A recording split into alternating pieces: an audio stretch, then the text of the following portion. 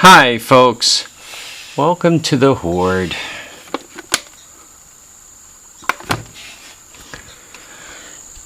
Well, let me show you what I'm up to today.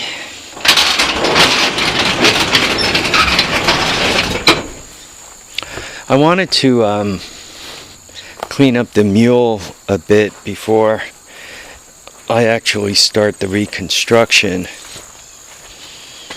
And to do that, a pressure washer would be real handy, obviously. So what I did was I picked up this thing. I have a gas-powered pressure washer inside, but I didn't want to put gas in it, and I didn't want to, get the pump going and all that stuff, because then you got to deal with the gas and the oil and the, storing it and all that kind of stuff. So I had a coupon for this thing. It was $80, and I figured I'd give it a shot. The thing about it is, if you don't like it, you got 90 days to bring it back and say, boy, this thing's a piece of junk. It is of no use. I don't want it, and I'm going to bring it back. So, let me tell you about the first impression. The nice thing about it is it's a piece of cake. You put in 4 bolts, and that goes on. You screw the wand together, that all goes right on. You hook water to it, all that's fine. I had a fresh hose, so I used a brand new fresh hose on it, and I deliberately set it up.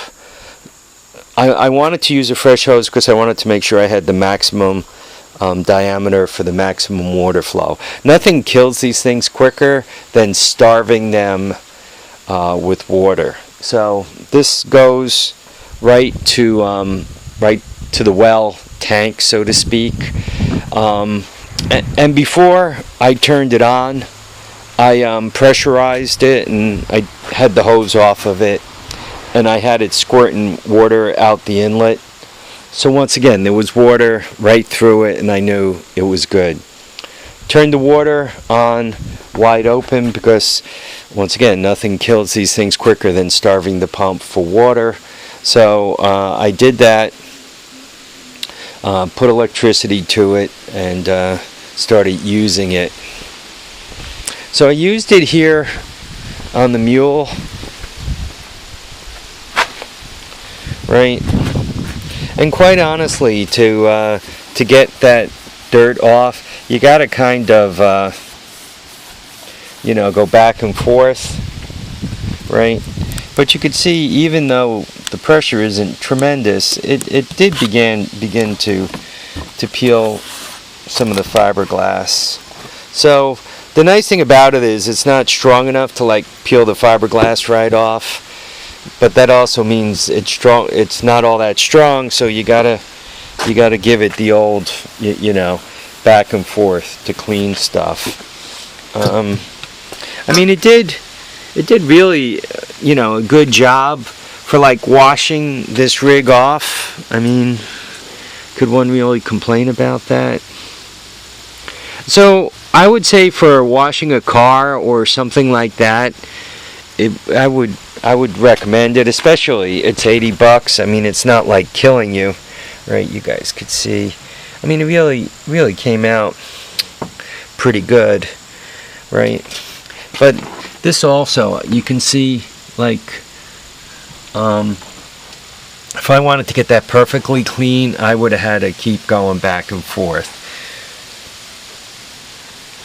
The other thing about it is, it's not like I can stand from here to the garbage can approximately 10 foot away and do anything effective. You're not. Because I stood right here, and the effective washing was about here, right? You can see where the dirt begins again. And we're talking, I don't know, not even 8 foot, right? So it's for blasting off your all-terrain vehicle or something like that. it's effective, but I wouldn't consider it effective for like doing the siding, right? I don't know if you guys could see right there. See how there's like lines in the green stuff? I mean, that's how much you're washing off at a time. You literally, like, maybe that's about a half an inch. So to clear off this siding, I'd have to be clearing it off 1/2 inch at a time. You can open up the fan wider, but then you don't have any strength, and you're not washing anything off. You're just making your house wet. Obviously, if you wet the house, soap it up, then blast it. Maybe you could go a little quicker. It does have kind of enough power to take paint off, but not like a tremendous amount, because it didn't tear that off, and I worked at it a bit. So I guess the comment to make, it's an $80 pressure washer, and for $80 you don't get a $300 pressure washer, or a $400 or a $500 pressure washer. What you get for $80 is an $80 pressure washer. I think, and the reason why I bought it is because I already have a better pressure washer. So if I need more power, if I need more like 2500 PSI or something like that, I know how to fire up my bigger pressure washer and use that. This thing, from a convenience point of view, it weighs, I mean, upside down, but it weighs 20 pounds, so it's light and easy to pick up. You just plug it in, so you don't have the whole gas and oil thing to deal with. The soap canister, if you read any of the reviews on the internet, it's good for spraying soap. It's not like you're power washing something with a soapy solution. So from that point of view, it's not going to work. For anything small where you don't mind, you know, going back and forth to get it clean, it's cool. For anything like, if you had to do this house, it would probably, you'd have to keep moving the ladder, because you could only get where you could reach to, where you could get within a few inches of the surface. So you'd set it up, and you'd do a little bit, and you'd move the ladder, and you'd do a little bit more. It'd be kind of a lot of work to do the side of the house here. I think this for small jobs. And then if you only have to do your house once every few years, you got to make a decision if you're gonna rent one of the big ones for $50 for a half a day, and you blast your whole house off and you're done, or if you want to spend that $300-400 for the big one and use that thing. I guess my review is for washing off equipment, as in all-terrain vehicles, even a car, something like that, I would consider it very effective.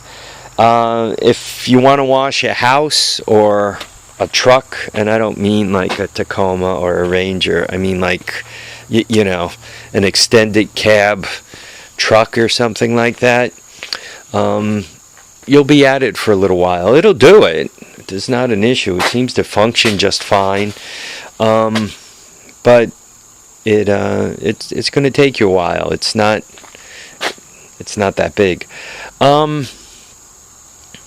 Once again, the big things for it are, make sure you have enough water coming to it. Very big thing, if you don't have enough water, the pump starts getting hotter and wearing because it's pulling on the hose instead of having water behind it, which keeps it cool, keeps everything flowing, keeps everything happy. So I would suggest, and this is a big one, make sure you have plenty of water going to it. Make sure your hose isn't kinked. Make sure it's, you know, a good size hose. I think this is 5/8 inside diameter, so it's got plenty of water coming to it. The other thing is, when you're done with it, I would tilt it 20 ways to Sunday to make sure you get all the water out of it. And they say if you're going to store it for the winter that you should put 50/50 ethylene glycol in to make sure, I guess, the pump pistons don't seize in the bore. Would I recommend it for $80 to wash that thing off? I recommend it, because for me to wash that thing off, I would have had to drag it up on a. I either would have had to get my big pressure washer out and get gas and oil and all that stuff into it, and then I gotta prepare it again for winter, right? And it's got one of those carburetors with the gas tank is on the bottom of it. So they don't normally store very well once you put gas in them.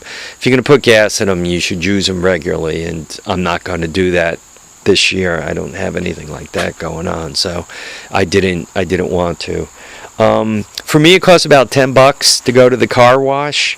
So if I use it 8 times, it's paid for itself. So my belief is I'm hoping it lasts longer than 8 times.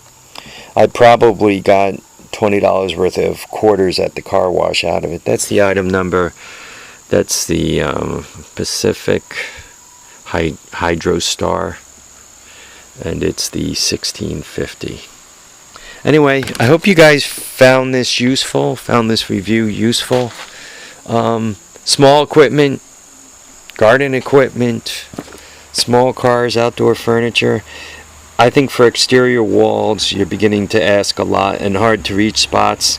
I think unless the hard to reach spot is only a few feet away, like that, right? It's not going to be much good. Folks, I want to thank you all for watching and commenting and subscribing. Remember to keep your feet down, keep your head up, and please, please get out there and enjoy all your days. Bye now.